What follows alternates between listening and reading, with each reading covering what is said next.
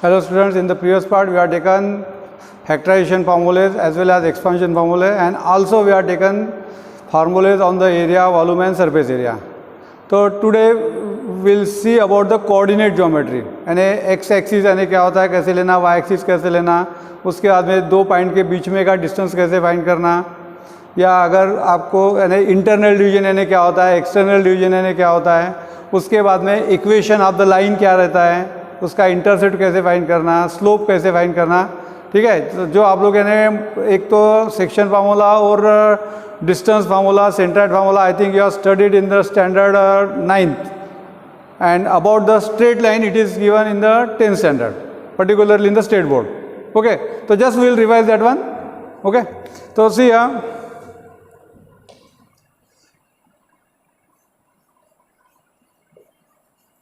so we can say results on coordinate geometry.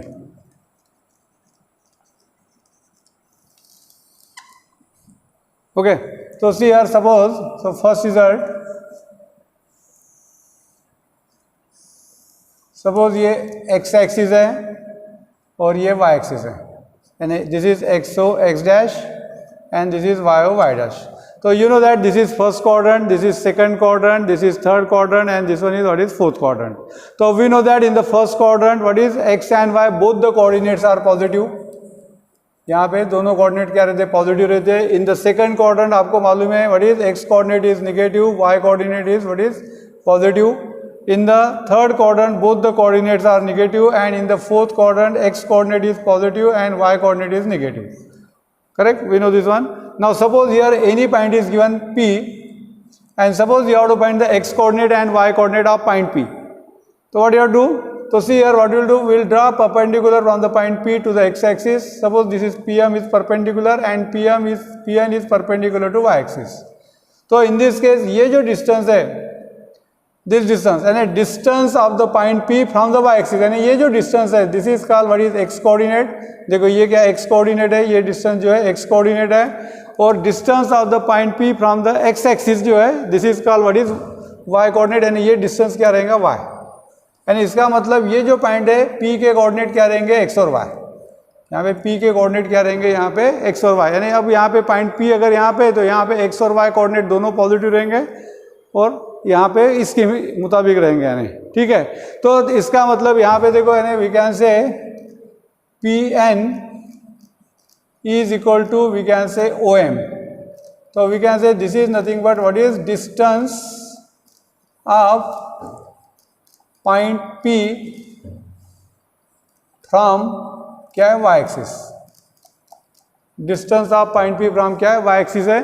तो ये जो डिस्टेंस है इसको बोलेंगे व्हाट इज x कोऑर्डिनेट. इसको क्या बोलेंगे अपन, x coordinate. And we know that x coordinate is also known as what is, क्या बोलते हैं इसको, और से एब्सिसा.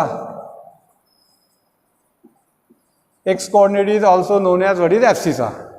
ठीक है, एब्सिसा का मतलब ही क्या होता है, x कोऑर्डिनेट. ओके, अब देखो यहाँ पे ये जो डिस्टेंस है PM, अब ये डिस्टेंस PM और ON दोनों इक्वल रहेंगे, यानी ये क्या है, this is nothing but we can say distance of point P from x axis, from x axis. तो this is called what is y coordinate, and y coordinate is also known as, क्या बोलते हैं इसको, that is this is known as only ordinate. This is called what is ordinate. यानी देखो अगर आप observe कर रहे होंगे तो यहाँ पे उल्टा है, यानी distance of the point P from the y axis अगर है तो उसको x कोऑर्डिनेट बोलते हैं, और distance from the x axis अगर आप ले रहे होंगे तो व्हाट इज y कोऑर्डिनेट बोलते हैं. तो ठीक है, तो ये रिजल्ट आप लोगों को मालूम रहना चाहिए. उसके बाद में देखो सेकंड है डिस्टेंस फार्मूला. तो you might have studied this is in the 9th standard. So suppose here coordinate axes are given, this is x axis, this one is what is y axis, and suppose here any segment is given, suppose point A is given, coordinate of point A is given as x1 y1, coordinate of point B is given as x2 y2. ठीक है. हाँ, तो therefore तो अब ये जो distance है, distance A B is equal to, इसको आप चाहे तो लेंथ ए बी लिख सकते हैं, या this can be written as simply A B. तो देखो ये जो डिस्टेंस ए बी है, दिस इज गिवन एज क्या रहता है, square root of yes x2 minus x1 square, x2 minus x1 square plus we will get here what is y2 minus y1 square.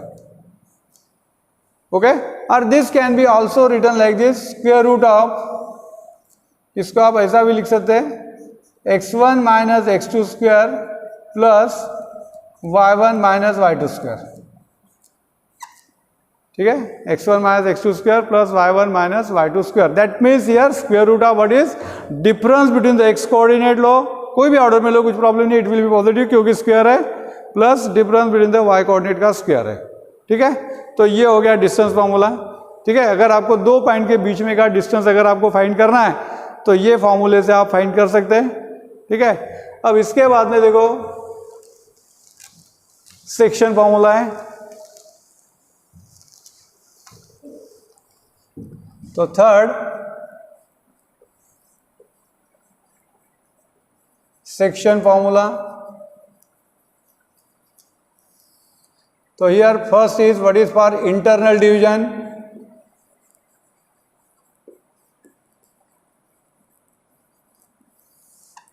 तो you know what is the internal division. तो suppose here segment A B is given and if the point R lies between the point A and B on the segment AB, यानी point R क्या है, line AB पे, line भी ले सकते हैं आप, ऐसा कुछ भी प्रॉब्लम नहीं है, और पॉइंट R अगर A और B के बीच में अगर दिया होगा, ठीक है, ऑन द सेम लाइन, तो in that case we can say that point R divide segment AB internally in the ratio क्या रहता है, AR इज टू RB।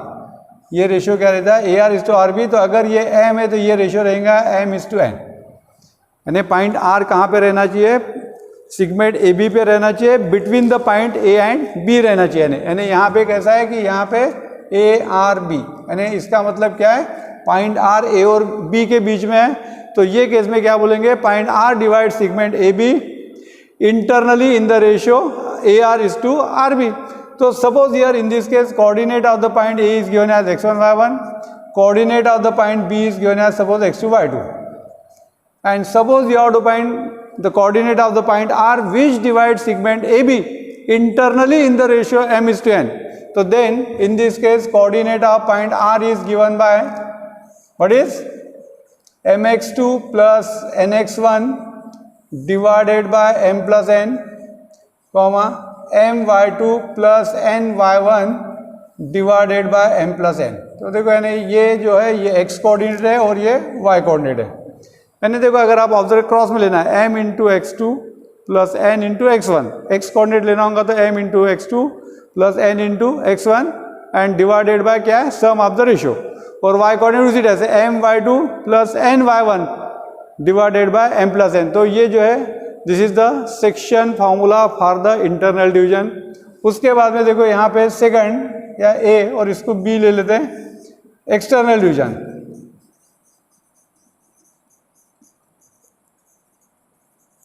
अब देखो एक्सटर्नल डिवीजन का मतलब क्या है, suppose here segment AB is given and if the point R lies outside the segment AB but along the same line, point R lies outside the segment AB but along the same line, whether it is given like this या अगर इस तरह से भी दिया होगा, for example this is segment AB and if point R lies here, तो in this case we can say that point R divides segment AB externally in the ratio AR is to RB, AR is to RB। ठीक है, यहां पे भी देखो ratio क्या रहेगा, AR is to RB। ठीक है, if the point what is, if the point R lies outside the segment AB but along the same line रहना चाहिए। अगर पॉइंट R ऐसा इधर दिया होगा तो दिस इज नॉट पॉसिबल, तो सेम लाइन पे रहना चाहिए। तो in that case we can say that point R divide segment AB externally in the ratio A R is to R B. और अगर आप ऑब्जर्व करें यहाँ पे जो डायरेक्शन है, देखो ए आर और आर बी की डायरेक्शन क्या है, अपोजिट है, इसीलिए क्या रहता है एक्सटर्नल डिवीजन में रेशियो हमेशा क्या रहता है, निगेटिव रहता है। यानी अगर एम है और ये एन है तो यहाँ पे रेशियो डेफिनेटली क्या रहेगा, निगेटिव रहेगा। और इसीलिए एक्सटर्नल डिवीजन में यानी यहाँ पे पॉइंट कैसा है, यहाँ पे इसको आप ऐसा बोल सकते हैं कि point R lies like this, R यहाँ पे अगर ऐसा दिया होगा A dash B dash R, यानी पॉइंट ए बी सेगमेंट के लेफ्ट साइड में, यहाँ पे राइट साइड में। तो in this case coordinate of the point R is given by, तो यहाँ पे क्या रहता है, देखो ये जो फॉर्मूला है इसमें जस्ट साइन चेंज करना है, mx2 minus nx1 divided by m minus n and my2 minus ny1 divided by m minus n। तो this is formula for what is external division. Okay, उसके बाद में देखो फोर्थ मिड पॉइंट फॉर्मूला।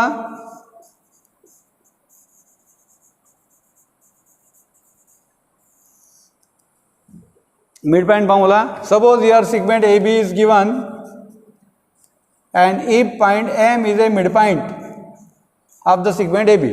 तो अब देखो ये मिड पॉइंट है, इसका मतलब क्या करेगा, this point M divide the segment A B internally in the ratio क्या रहेगा, A M is to N B. तो अब ये सेगमेंट और ये सेगमेंट इक्वल है, A M is equal to M B है। इसका मतलब यहाँ पे ये रेशियो हमेशा क्या रहेगा, 1:1। यानी पॉइंट वन क्या, एम क्या कर रहा है, सेगमेंट ए बी को क्या कर रहा है, 2 इक्वल पार्ट में डिवाइड कर रहा है। तो ये जो एम है इसको बोलेंगे मिड पॉइंट। अब यहाँ पे ए के कोऑर्डिनेट अगर x1 y1 है और बी के कोऑर्डिनेट अगर x2 y2 है, देखो ए के कोऑर्डिनेट x1 y1 है और बी के कोऑर्डिनेट अगर x2 y2 है, तो देन पॉइंट एम के कोऑर्डिनेट्स क्या रहते हैं, x1 plus x2 by 2 and what is y1 plus y2 by 2। तो देयरफॉर यहाँ पे if we can say m इज midpoint of segment AB, then M के कोऑर्डिनेट्स रहेंगे यहाँ पे what is x1 plus x2 by 2 comma y1 plus y2 by 2। यानी क्या करना है आपको, यहाँ पे x कोऑर्डिनेट दोनों पॉइंट के ऐड करना है, एंड पॉइंट के, उसको 2 से डिवाइड करना है, y कोऑर्डिनेट को ऐड करके उसको भी 2 से डिवाइड करना है, यानी ये x कोऑर्डिनेट रहेगा, ये y कोऑर्डिनेट रहेगा। तो ये हो गया मिड पॉइंट फॉर्मूला। उसके बाद में देखो फिफ्थ रिजल्ट है सेंट्राइड फॉर्मूला।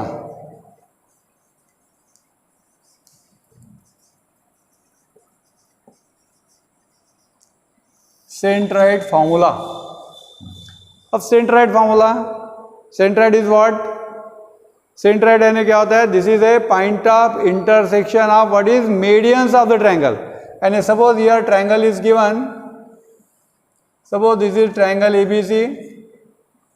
अब सपोज यहाँ पे ये D mid point of BC है, अगर मैंने इसको ज्वाइन किया यहाँ पे AD को तो ये एक मीडियन होगी। Suppose this is another mid point of side AC, join this, तो B इज अनदर मीडियन। और उसके बाद में देखो अगर मैंने इसको ज्वाइन किया यहाँ पे, ये मिड पॉइंट है सपोज F, और इसको ज्वाइन किया तो F इज अनदर। तो ये जो point of intersection of the क्या है, मीडियंस ऑफ द ट्रायंगल है, पॉइंट ऑफ इंटरसेक्शन ऑफ क्या है, मीडियंस ऑफ द ट्रायंगल जो है, इसको बोलते हैं सेंट्रॉइड। तो ये सेंट्रॉइड को हमेशा क्या करते हैं, कैपिटल G से डिनोट करते हैं। और ये जो सेंट्रॉइड है, this always divide the median internally in the ratio 2:1। यानी सेंट्रॉइड क्या करता है, सभी मीडियन को क्या करता है, 2:1 रेशियो में डिवाइड करेंगे यानी। और अब देखो यहाँ पे अगर A के कोऑर्डिनेट दिए x1 y1 है, coordinate of point B is given as x2 y2, coordinate of point C is given as x3 y3, then the coordinate of the centroid G क्या रहेंगे, तो यहाँ पे क्या रहेगा, G के कोऑर्डिनेट। तो G अगर सेंट्रॉइड है ऑफ ट्रायंगल ABC, हाँ तो क्या जाएगा यहाँ पे, therefore coordinate of G, yes centroid formula क्या आता है, सम ऑफ x कोऑर्डिनेट, यानी आपको सभी x coordinate x1 plus x2 plus x3 divided by 3 and sum of y coordinate means y1 plus y2 plus y3 by 3।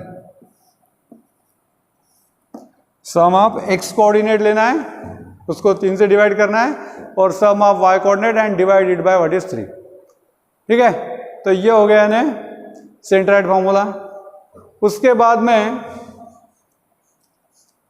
we'll see what is inclination of the line।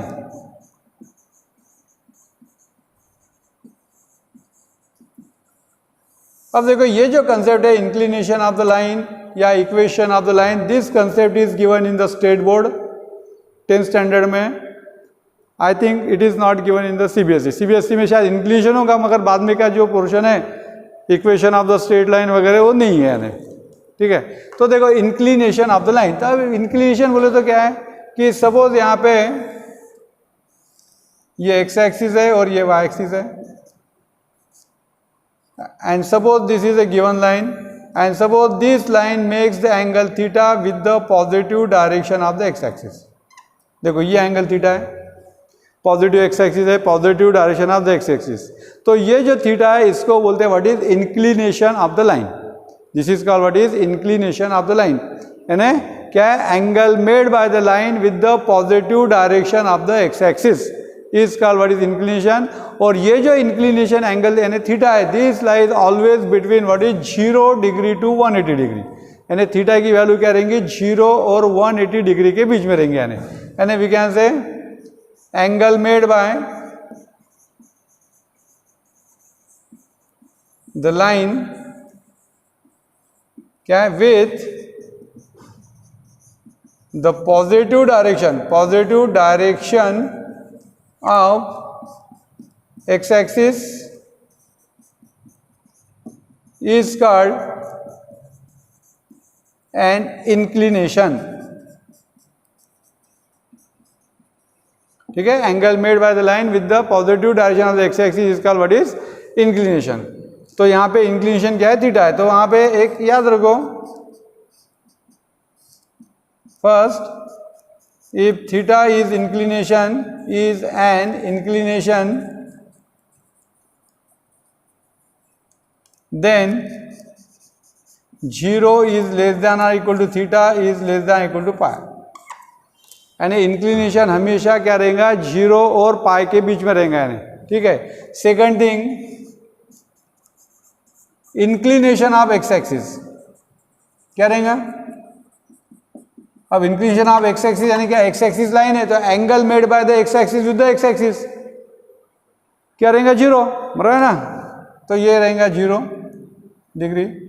उसके बाद में third है definitely inclination of क्या है positive x axis ले रहे हैं अपन, ठीक है। उसके बाद में inclination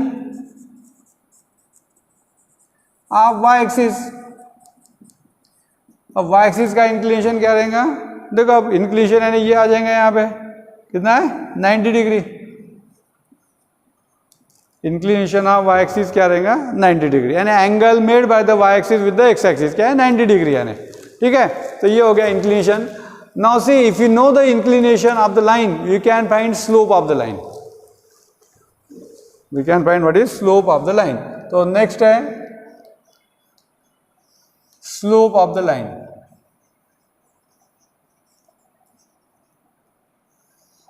and we can say if theta is an inclination क्या रहेगा slope, inclination of line, then its slope is given by, yes, then its slope is given by क्या रहेगा, it is given by tan of theta। देखो ये रहता है slope of line, और इसको डिनोट करने के लिए it is denoted bye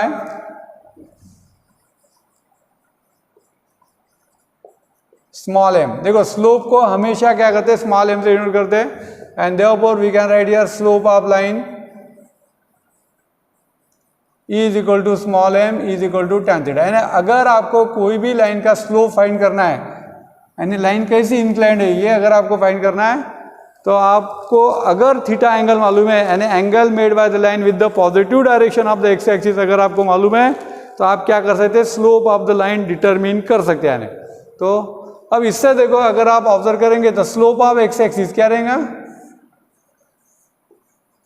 yes slope of x axis. तो क्या चाहिए अपने को slope of x axis find करने के लिए, angle made bye x axis with the x axis क्या रहेगा 0 है। देखो वहां पे इंक्लिनेशन मालूम है तो ये आ जाएगा tan ऑफ 0, tan 0 यानी क्या है 0, क्योंकि हॉरिजॉन्टल है एक्स एक्सिस क्या हॉरिजॉन्टल है, तो हॉरिजॉन्टल का स्लोप क्या रहेगा नेचुरली 0 रहेगा। उसके बाद में सेकंड है स्लोप ऑफ वाई एक्सिस, तो क्या आ जाएगा यहाँ पे tan ऑफ 90 डिग्री। अब tan 90 डिग्री का मतलब आपको मालूम है इन्फिनिटी, इन्फिनिटी बोले तो what is does not exist, not defined we can say, क्योंकि देखो वाई एक्सिस का स्लोप है क्या, ये स्लोप का फाइंड करेंगे, अगर कुछ इंक्लाइन होगा तो आप स्लोप फाइंड करेंगे, इसका स्लोप थोड़ी मिलेगा। स्टेयरकेस का स्लोप आप फाइंड कर सकते हैं, आप वॉल का स्लोप फाइंड कर सकेंगे क्या, नहीं, तो इसलिए दैट डज नॉट एग्जिस्ट। ठीक है, तो ये हो गया slope of what is y axis. Okay, तो देखो स्लोप फाइंड करने के लिए ये एक फॉर्मूला हो गया, उसके बाद में सेकंड फॉर्मूला है,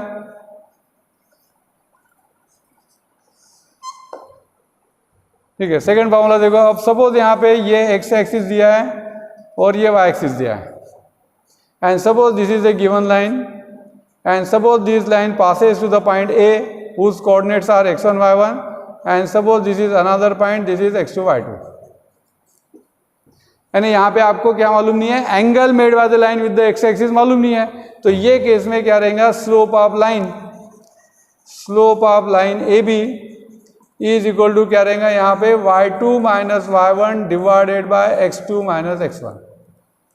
देखो यानी ये फॉर्मूला है, या इसको मैं ऐसा भी लिख सकता हूँ y1 minus y2 divided by what is x1 minus x2, यानी difference between the y coordinate divided by what is difference between the x coordinate. तो ये हो गया slope of the line A B. तो देखो स्लोप फाइंड करने के लिए अपने पास अब दो फॉर्मूलेज है, अगर आपको angle made by the line with the x axis मालूम है तो ये फॉर्मूले से फाइंड कर सकते हैं, अगर आपको लाइन पे दो पॉइंट के कोऑर्डिनेट्स अगर मालूम होंगे तो आप ये फॉर्मूले से फाइंड कर सकते हैं। यहाँ पे ऑर्डर मेंटेन करना जरूरी है, आप y2 minus y1 low divide by, फिर ये y2 माइनस y1 लिया तो यहाँ पे x2 माइनस x1 ही लेना पड़ेगा, अगर आपने y1 माइनस y2 लिया तो x1 माइनस x2 लेना पड़ेगा, ठीक है।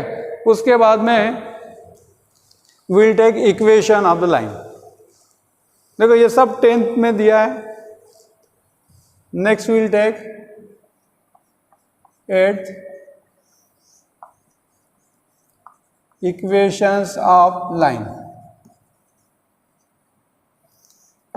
तो फर्स्ट लेते हैं यहाँ पे इक्वेशन ऑफ लाइन। फर्स्ट तो first will take equation of the line what is having an equation of the line slope point slope form we can say, slope point form बोलो या point slope form, चलो point slope form लेते हैं अपन, point slope form।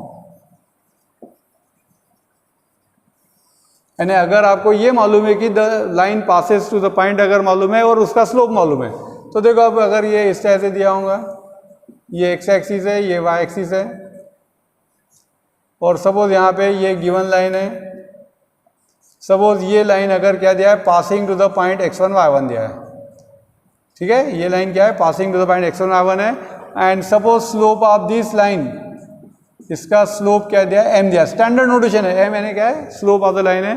तो ये line का equation क्या रहता है, y minus y1 is equal to m into x minus x1।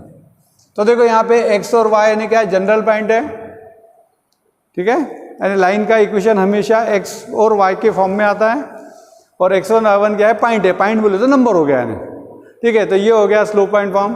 उसके बाद में सेकंड है लाइन थ्रू ओरिजिन।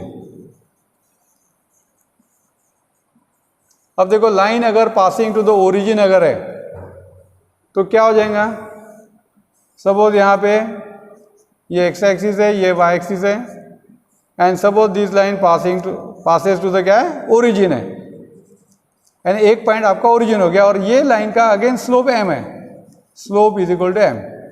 अब देखो ये वाला फॉर्मूला यूज करके आप इसका इक्वेशन इजीली फाइंड कर सकते हैं, क्योंकि पॉइंट क्या है, 0 0 है, यानी x1 y1 की वैल्यू क्या आएंगी, 0, ठीक है, और तो y इक्वल टू क्या आ जाएगा, mx, तो ये आ जाएगा y is equal to mx।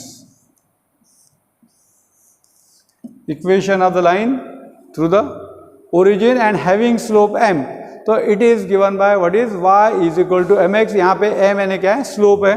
उसके बाद में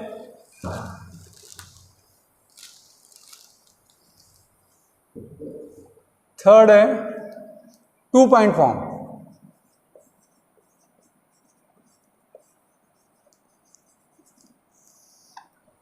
तो in the 11th standard this will again repeat, ये जो पोर्शन है ये रिपीट होने वाला है। अब ये फार्मूले कैसे आए वो उसका भी प्रूफ है वैसे, ठीक है, मगर ये आप लोग 10th में पढ़े इसलिए मैं जस्ट रिवाइज कर रहा हूँ इसको। हाँ, तो क्या है 2 पॉइंट फॉर्म, यानी अब देखो सपोज यहाँ पे लाइन ये x एक्सिस है, ये y एक्सिस है, and suppose this line is given, and suppose it is given that this line passes to the point x1 y1 है a, और दूसरा पॉइंट अगर दिया है x2 y2, ठीक है। और अब देखो ये लाइन का इक्वेशन अगर आपको फाइंड करना है तो इसको मैं इस तरह से लिख सकता हूँ y minus y1 is equal to, देखो मैं ये फॉर्मेट में लिख रहा हूँ क्योंकि line passing to the single point अगर है तो इस तरह से रहता है, तो इसलिए देखो y minus y1 is equal to क्या रहेगा यहाँ पे m। अब व्हाट इज m, अब यहाँ पे m दिया है क्या, नहीं दिया है, मगर आपको मालूम है कि अगर line passes to the 2 point अगर है x1 y1 और x2 y2 तो m की वैल्यू यानी स्लोप आप दिस वन मालूम है क्या रहता है, slope x2 minus x1 divided, sorry क्या रहता है स्लोप, क्या रहता है y2 minus y1 divided by क्या रहेगा x2 minus x1 and into x minus x1। यानी देखो ये फॉर्मूला यूज करके आप equation of the line in the 2 point form याद रख सकते हैं। क्यों, तो ये देखो ये टर्म सेम है सिर्फ m।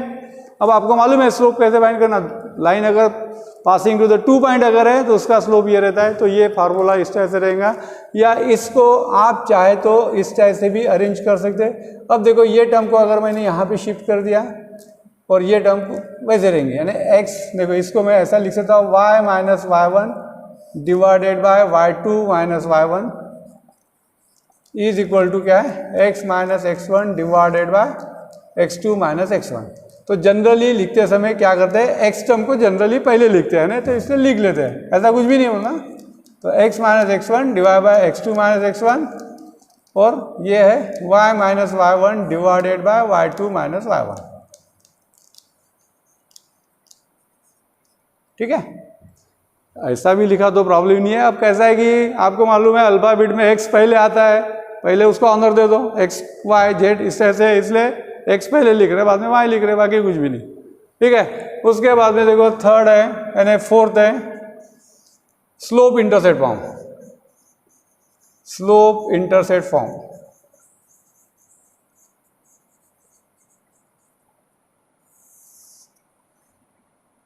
यानी सपोज अब यहाँ पे इस तरह से दिया है, ये x एक्सिस है, ये y एक्सिस है, और suppose here this line is given.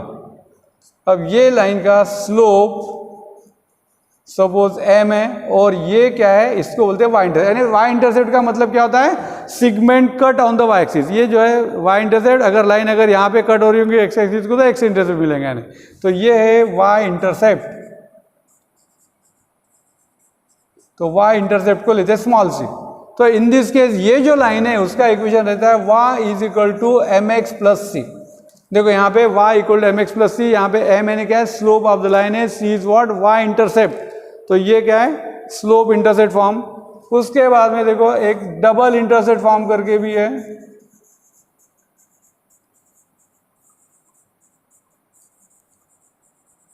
Double intercept form. तो देखो अब ये इस तरह से दिया है डबल इंटरसेप्ट फॉर्म है, ये x एक्सिस है, ये y एक्सिस है, and suppose now this line is given like this. अब देखो ये जो लाइन है ये क्या हो रही है, x एक्सिस को भी इंटरसेक्ट हो रही है एट पॉइंट है, और y एक्सिस को सपोज पॉइंट बी पे इंटरसेक्ट हो रही है। अब ये जो है सिगमेंट इसको बोलेंगे x इंटरसेप्ट। तो x इंटरसेप्ट सपोज a है, और ये क्या है y इंटरसेप्ट है, तो y इंटरसेप्ट को अपन क्या करेंगे b से डिनोट करेंगे, ठीक है। यानी अगर आपको क्या मालूम है a और b क्या है, intercept made by the line on the x axis and y axis अगर है, तो इसका इक्वेशन रहता है x divided by a plus y divided by b is equal to 1। That means ये रहेगा x divided by x intercept plus y divided by क्या रहेगा y intercept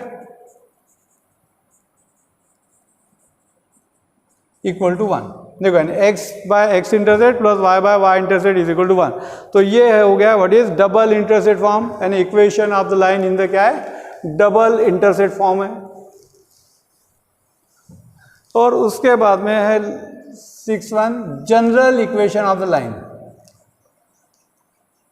general equation of line.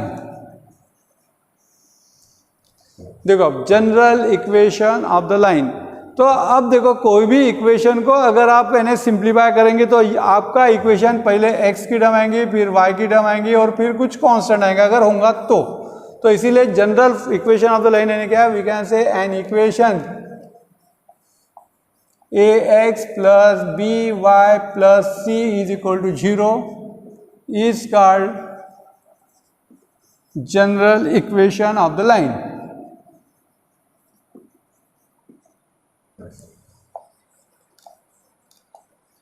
Is called what is general equation of the line.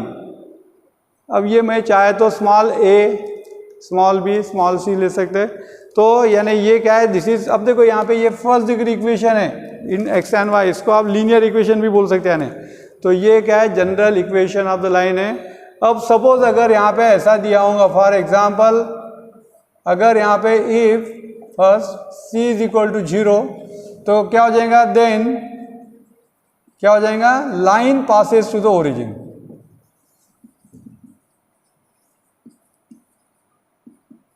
देखो c की value अगर 0 रही तो ये इक्वेशन ओनली x और y के फॉर्म में आएगा, तो क्या रहेगा, line passes to the origin. अब देखो ये इक्वेशन में आप लोगों को ये लाइन का स्लोप मालूम होगा, स्लोप ऑफ लाइन। उसके बाद में आपको इसका x इंटरसेप्ट का भी फॉर्मूला, और फोर्थ है y इंटरसेप्ट। ये 10th में दिया है, वैसे भी अगेन 11th में भी पढ़ने वाले अपन बाद में, मगर जस्ट रिपीट कर रहा हूं। तो slope of the line is given by minus a by B. देखो अगर आपको ये लाइन का स्लोप अगर फाइंड करना है तो फॉर्मूला है minus a by B, and इसको मैं ऐसा लिख सकता हूँ minus coefficient of x divided by coefficient of y। देखो स्लोप अगर आपको फाइंड करना है तो minus coefficient of x by coefficient of y। उसके बाद में x इंटरसेप्ट है, देखो अब x सभी इसमें माइनस साइन आता है।